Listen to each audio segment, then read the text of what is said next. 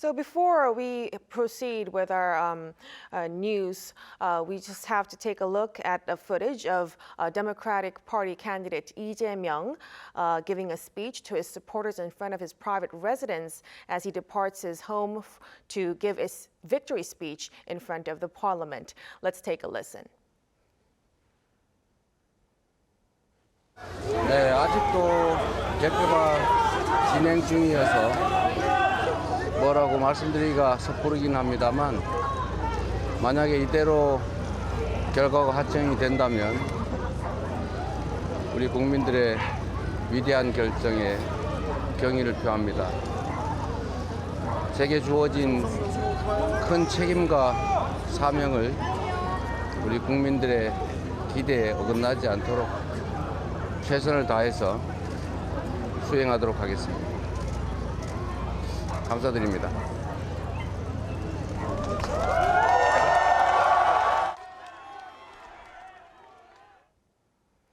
So it's just past midnight here in Seoul, and with over 50% of ballots now having been counted, the presidential race is coming into focus with exit polls and major broadcasters' projections showing Lee Jae-myung decisively leading the race and also being a projected winner. But beyond the numbers, tonight's election sends a powerful message about the public's hopes and expectations for the country's future. To help us unpack what this means, we are joined once again by Professor Hans Schattle from Yonsei University here in the studio with us. Welcome, Professor. Hi, Mokyeon. Nice to see you again. Thank you, Professor. So as we've heard, we had a short footage from Democratic Party candidate Lee Jae-myung, and exit polls are out, and broadcasters are claiming that he would be the projected winner tonight. How significant do you think is this consensus? Well, the public has given him more than 50% total, so that is a call for change in itself, considering that there were more than two candidates, considering that Lee Jae-myung appears to be poised on track to finishing about 10 percentage points ahead of Moon-soo, the PPP, People Power Party challenger. PPP, of course, was trying to hold on to the presidency, but of course Yun-seok, also from the PPP, ended up getting impeached and removed from power after his attempted martial law bid. And that, in many ways, I think, has been the driving force of this election. I do think that other issues, domestic issues on the economy and on the cost of living and the business climate here, they were certainly on the minds of voters, and a lot of foreign policy considerations are also on the minds of voters. But all of that took a back seat, and I think there were a lot of voters that wanted to send a very strong message this time around to the PPP that going outside the bounds of the Constitution was not acceptable.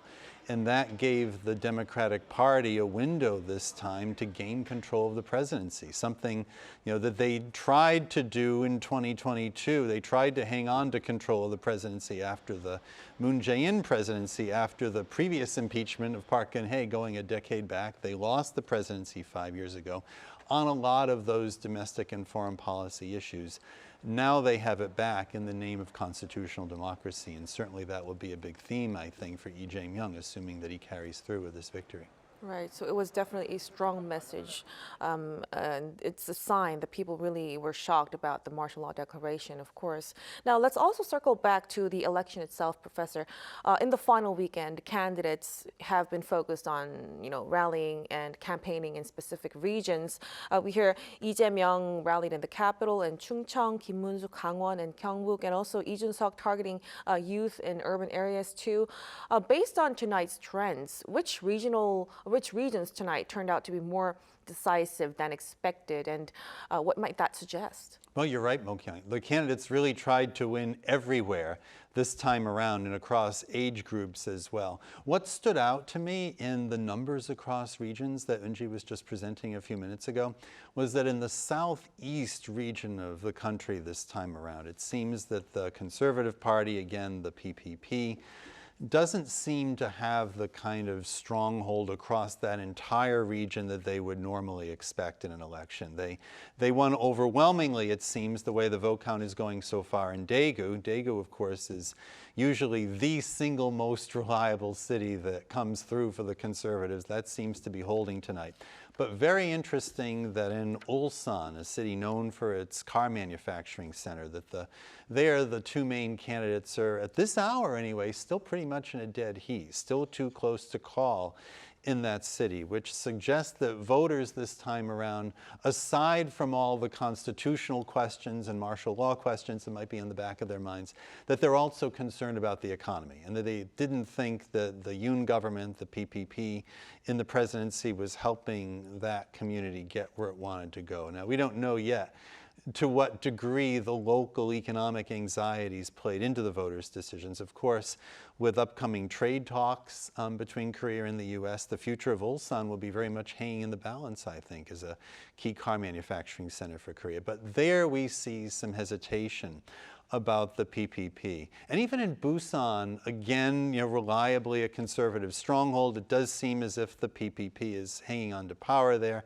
or hanging on to the plurality of votes there, but not as strong numbers as you typically might see. But again, this is an election where the then ruling party in the presidency, the PPP, is now getting punished. And in the capital region so far, I'm guessing anyway from the numbers, the way they're turning out, that Lee Jae-myung on balance will win in both Seoul and Gyeonggi-do, and with half the country now living in the metropolitan area near the capital, that in itself is significant. So as hard as the PPP tried to win the capital, it might not come through. I can tell you anecdotally, in my subway stations in my eastern corner of metropolitan Seoul, I didn't see the DP there campaigning continuously as I did 5 years earlier, or 3 years earlier in 2022. That's what you might expect, is both candidates out there in full force.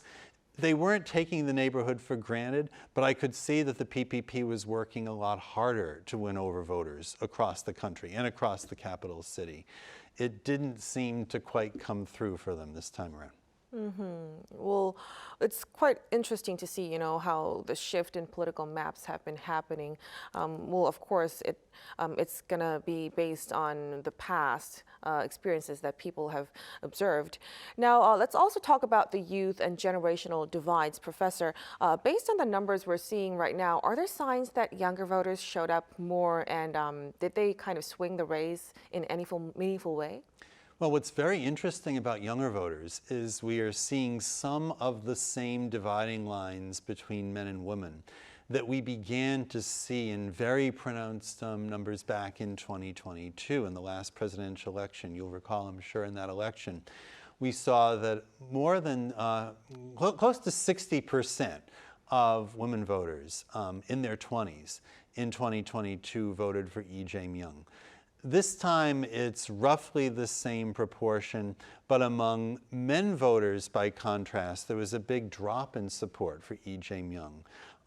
Last time, I believe there was more than, in fact, I have the numbers written down here.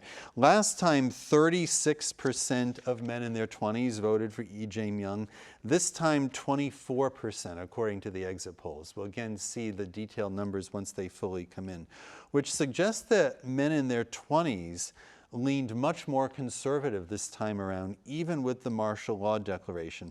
On the other hand, men in their 20s did not give their backing to the PPP, to the mainstream conservative party. 36% of men in their 20s went for Kim Moon-soo. 37% of men in their 20s went for Lee Jun-seok, the third party candidate, who otherwise is polling pretty far below expectations tonight.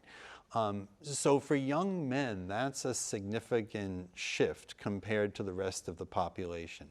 What we're also seeing is voters in their 40s and 50s, people that are typically reliably for the Democratic Party, and were so again in 2022 when Lee Jae-myung almost won the presidency. This time even more so. 60% of voters in their 40s in the 2022 election voted for Lee Jae-myung. This time it appears to be over 70%. So a big boost in support this time. Overwhelmingly voters in their 40s sending a mandate to the DP. Same for voters in their 50s, also turning out for Lee Jae-myung in higher percentage terms than last time around. Elderly voters, people in their 60s, a little bit more in the direction of the DP. Voters in their 70s, less so, almost identical to the way that they voted in 2022. So these generations generational lines are always very interesting to sort through in the election. And I think what's interesting, going back to the People Power Party and what happens to them, how do they regroup? Do they continue? Do they rebrand themselves? Does Lee Jun-seok try to deliver some sort of a merger with them down the road? Lee Jun-seok performed quite badly, it seems, in the general election overall. But because he did better than average with young men and even young women in their 20s, I believe he was showing about 10% with young women in their 20s compared to 7% across all the age brackets. That suggests that Lee Jun-seok can try to make a case to the PPP that his party represents something of the future to the conservative movement. Or he can try to make a case to the country more generally. So he seems as if he's poised, by staying the third party candidate, to continue to try to influence how the landscape plays out and the balance of power may shift over time between the two major parties here. Right. So his policies and his statements definitely would have resonated better to younger voters. Now, we are going to look beyond the domestic picture of this. Professor, how might the outcome of this election reshape South Korea's approach to diplomacy, especially with the U.S., North Korea, and China? Well, Lee Jae-myung has been sounding a very pragmatic tone throughout the campaign with A lot of voters who did not go for Lee Jae-myung tonight, again, according to polling data that we've been seeing leading up to the election, even according to interview conversations that we're seeing reported, a lot of voters have been fearful of Lee Jae-myung, perceiving him as perhaps too pro-North Korea, too pro-China. Voters that prioritize South Korea's alliance with the U.S. are anxious as to how he might interact with the U.S. government. On the other hand, Lee Jae-myung has been going out of his way to sound very pragmatic and pro-U.S. in his campaign speeches, arguing that a future-oriented approach toward the U.S., but a constructive approach, an approach that works with the U.S. collaboratively on all sorts of issues, economically and in terms of geopolitics and the military alliance and so forth, that this is something that he sees as paramount. And Lee Jae-myung has also sounded, I think, much more favorable than, say, his DP predecessor, Moon Jae-in, last time around toward Japan.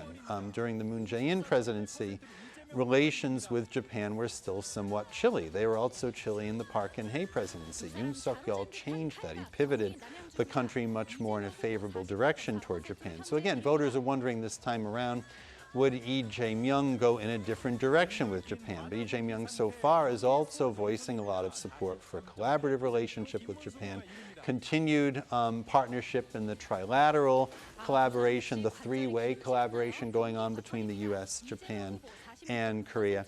On the other hand, there's China and Russia. And on that front, Lee Jae-myung, I mean, he's in a tough neighborhood of the world dealing with several different political strongmen, and you'd put Donald Trump in that category as well as Kim Jong-un and, of course, Xi Jinping and Vladimir Putin.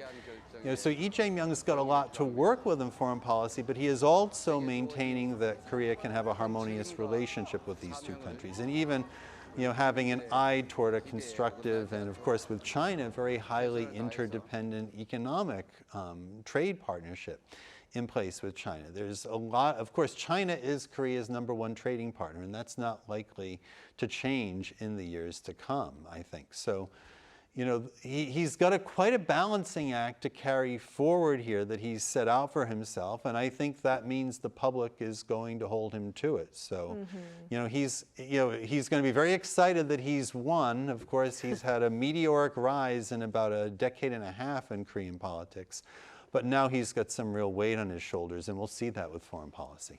Right, definitely a lot on his plate. It's a very complex situation. We'll really have to see.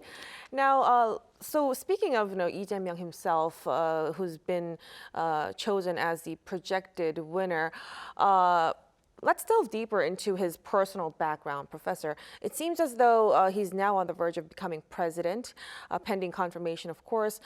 So from a factory worker to a human rights lawyer and now a politician, president to be possibly, it's quite trajectory. How did this personal journey shape the way he have been received by voters? I think it's a compelling journey. And of course, he was born in the early 1960s when the country was still in its early stages of economic advancement, born in Andong. So he can relate to people out in the provinces. I think it's one reason he gave so much attention to a nationwide campaign this time. I think he takes a lot of pride from coming, from Andong, in a region well outside Seoul. I think like a lot of people from his generation, he made his way into the capital region. He's, again, as I was saying a moment ago, he's not really been a high-profile political figure for all that long. He got elected mayor of Seongnam in the year 2011. Seongnam, if our viewers are not familiar with it, it's what's become a large city just to the southeast of Seoul. I first heard of Lee Jae-myung in that decade, actually, occasionally visiting community events in Seongnam. Some of my relatives lived there. I remember going to soccer events and the like in Seongnam and often seeing the city really going all out to welcome youth programs and hearing that Lee Jae-myung was part of that. He really catapulted into the national limelight in the 2017 presidential election when he emerged as a kind of long shot candidate within the Democratic Party as an alternative to Moon Jae-in. Of course, Moon Jae-in handily won that election, but Moon Jae-in had been on the scene longer. Moon Jae-in had, of course, been Roh Moo-hyun's chief of staff a decade earlier. He had run for the presidency in 2012. So Lee Jae-myung didn't really stand a chance maybe against Moon Jae-in, but he made kind of a splash. In fact, he was thought of in 2017 as Korea's Trump.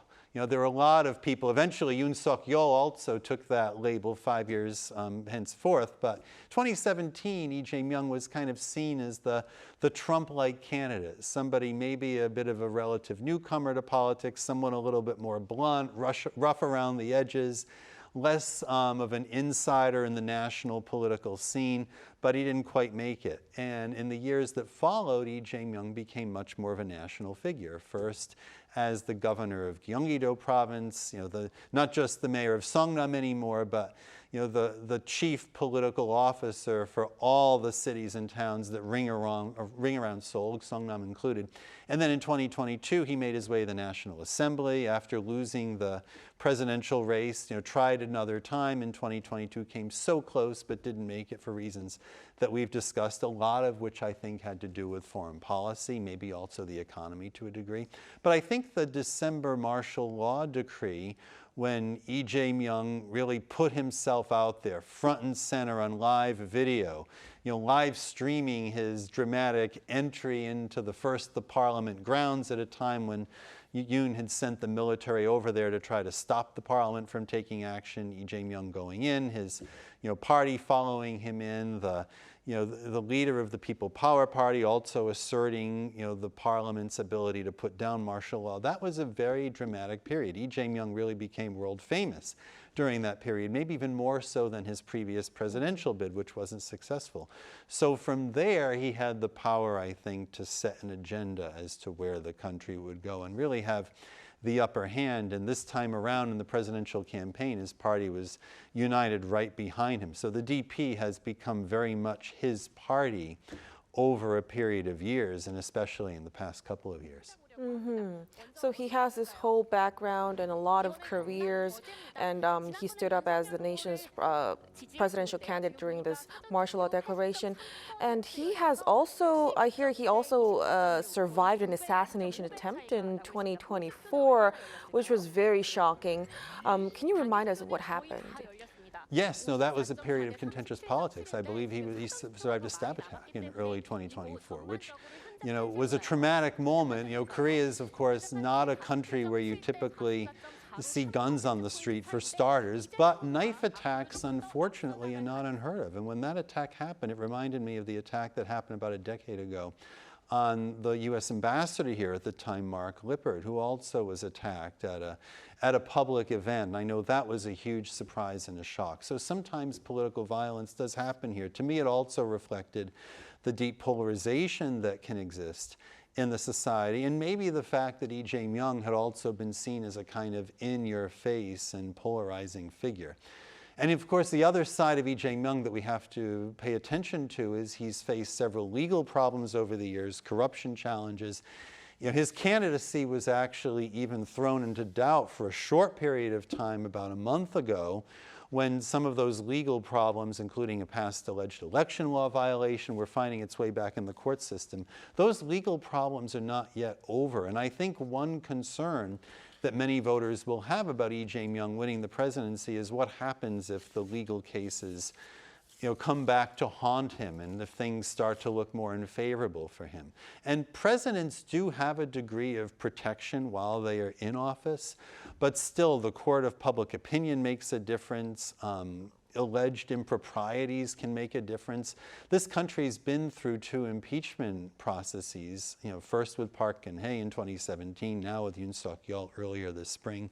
And I am sure that some of the voters who either didn't go for Lee Jae-myung or just didn't give him their vote of confidence this time around or stayed home, that may be in the back of their minds. That I think voters are really hoping that the next president will survive, first of all, and govern with integrity. Right.